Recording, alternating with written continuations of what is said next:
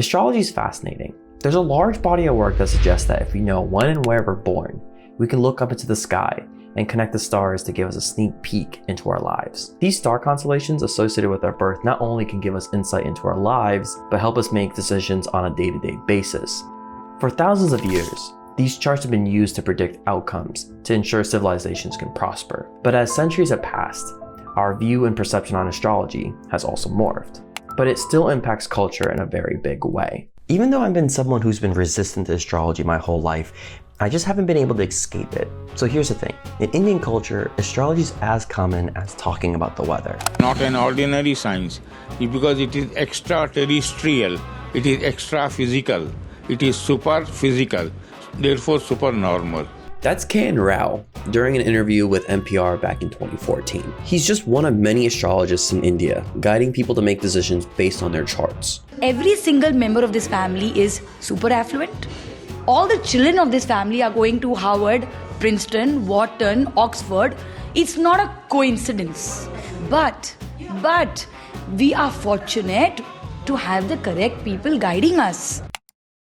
So pervasive is the practice that you wouldn't start a business in India without consulting an astrologer. So here's the thing. I like to stick with the mindset that my successes and failures in life are determined by the actions I take. But I'm curious. I'm curious if I follow my horoscopes for a few days. What would happen? Would my mindset change? Will it benefit me in some way? I sure hope so, because why else would I be doing this? But I'm just going to run this experiment and see what happens. So the first things I asked myself when I ran this curiosity experiment was, what's the difference between horoscopes and astrology? So the things that you see on newspapers or websites, those are considered horoscopes. A lot of people consider that astrology, and they're not wrong, but they're not right either. Let me explain. So let's define horoscopes first. And surprisingly, NASA had a good explanation of what horoscopes are. Imagine a straight line drawn from the Earth through the Sun and out into space. Now, as the line goes beyond our solar system and into the vast ocean of stars, the Earth orbits around the Sun. And then that imaginary line also rotates and points to different stars throughout the orbit. And the stars that the line points to during the cycle of orbit become a constellation. This constellation, in other words, is your zodiac sign. Make sure to be deliberate with your speech today. Before sending an important message, ask a diplomatic person in your life to check if you have a respectable tone. So horoscopes is just a branch of astrology. So we can't really look at horoscopes purely as astrology.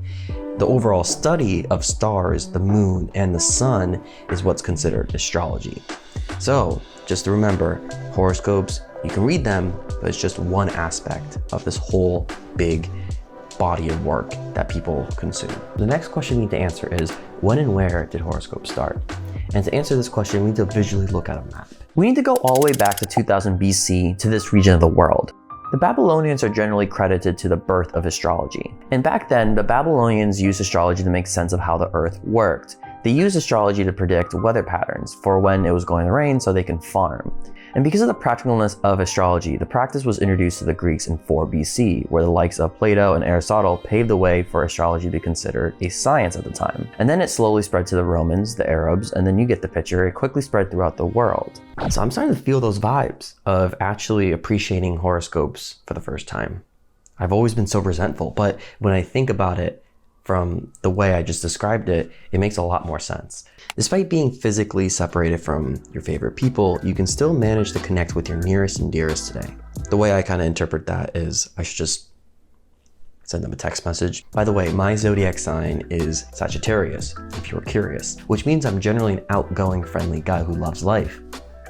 I can't disagree with that. Who can disagree with that? It's kind of fun looking at zodiac signs and the personality types of each one. I think this is the reason why so many people fall in love with it in the first place. For example, Pisces, you're a beautifully complex. And Scorpio, you are an excellent judge of character, according to this personality chart. So honestly, this is great. You know, it's fun to kind of look at different personality types for each zodiac sign. Because one of the things I've realized during this research of this video is understanding the horoscopes and the personality types is fun. It just kind of reaffirms our belief in ourselves, and it allows us to just be more of that. Which now leads me to my last question. When did the modern hype of astrology and horoscopes start? And to answer that question, we need to look at these three pictures. To start, this is Princess Margaret. She was born into the royal family on Thursday, August 21st, 1930. This is important because the sister company of the Daily Express at the time, the Sunday Express, hired Richard Harold Naylor, an astrologist, to predict the princess' future as a way to gain viewership to the paper. All right, hold on. I forgot to mention this in the video when I was making it, but it wasn't Naylor's prediction of the princess that was the main catalyst. It was his other predictions. He predicted that a British airship was in danger. And on October 5th, 1930, a passenger airship R101 was wrecked in a storm near Paris, killing 48 people. Once his prediction came true, people were obsessed. And because Naylor's predictions came true for the airship, that inspired the Sunday Express to launch a weekly horoscope for the masses. And well, the rest was history. There you have it. And now, let's get into our experiment. Before I started this experiment, I wanted to reach out to my followers on Instagram. I wanted to see if any of them used astrology and how they use it. After going through all the responses on Instagram, my assumption about astrology was kind of right in the sense that it is very different for person to person. She said that there's three main signs that are big to someone's personality: the sun, the moon, the rising ascendant. And if you know your birth time, your place, and date, you can get an accurate chart. This kind of goes back to what I was talking about earlier, where horoscopes are just designed for the masses.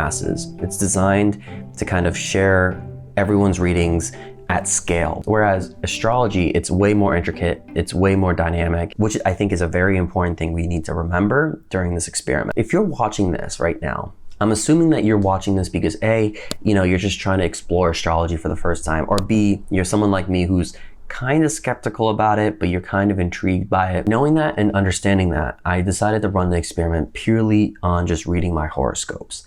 And I understand that that's just one small facet of this overall study. For me, it was all about what would be the least amount of friction for this experiment, because I'm someone who's always been skeptical about this field. For me to really embrace it, to really understand it, to really appreciate it, I needed to find a system that would really help reduce any sort of friction possible so I can actually get the full benefits of astrology. But ultimately, I went with logging into yahoo.com and reading their horoscopes on a daily basis. And with that, and knowing that, these are the three lessons I've learned during this experiment. So the first thing, reading my horoscopes was a form of solitude for me.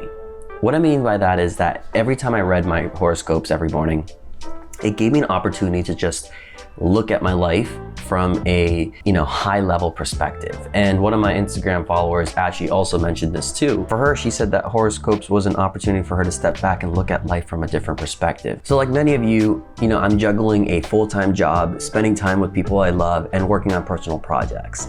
And reading these horoscopes every morning for 20 seconds allowed me to just stop everything I was doing and just evaluate my life. And I thought that was a really productive and very healthy way of kind of starting my day. So I started seeing horoscopes as an anchor. And I understand when you hear it for the first time like that, it sounds very unhealthy and toxic, but hear me out. So we're all human, and I definitely have days where I'm stressed out or I'm incredibly overwhelmed. During the days where I was stressed or I was overwhelmed, I would just lean on horoscopes. I would read it and see what I can do right there in that moment to kind of jolt the system. So for example, one of my horoscopes said, reach out to a friend. And so I decided to text a friend I haven't talked to in a while. And that led to a phone call that lasted for hours. The last thing I experienced doing this horoscope experiment was I started seeing horoscopes as a fortune cookie. And by no means am I saying that horoscopes and fortune cookies are the same thing. They're totally different. What I'm suggesting is I started seeing horoscopes as a way for me to connect all the dots of my life. Whenever you open that fortune cookie and you read your fortune, you're trying to connect all your life experiences to make that fortune make sense. In some way, it kind of makes you excited, even though you realize that it's kind of fake, but it gets you excited that, hey, you know what? This might happen if I connect all my experiences and actions and align it towards this one thing that this little fortune said. And that's how I kind of started seeing horoscopes. Every morning I would wake up and I would start connecting my life experiences